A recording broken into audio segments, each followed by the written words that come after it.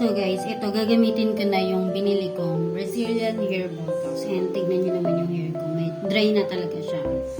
And check natin kung okay ito. And ang nakalagay dito, wash muna natin yung hair natin. Then ibabad natin to for 20 minutes. Then after 20 minutes, pwede na natin paliguan yung hair and yung normal conditioner na yung gagamitin. So, wash ko muna yung hair ko. Since wala akong shower cup, ito muna. Ayan, diba? Check natin mamaya-maya. Straight. At hindi katulad kanina, diba pinakita ko sobrang dry ng hair. Saka sobrang bango.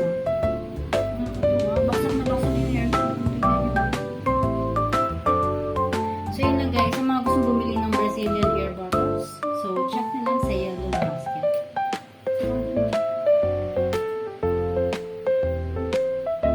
Diba sumusunod na siya sa gano'n.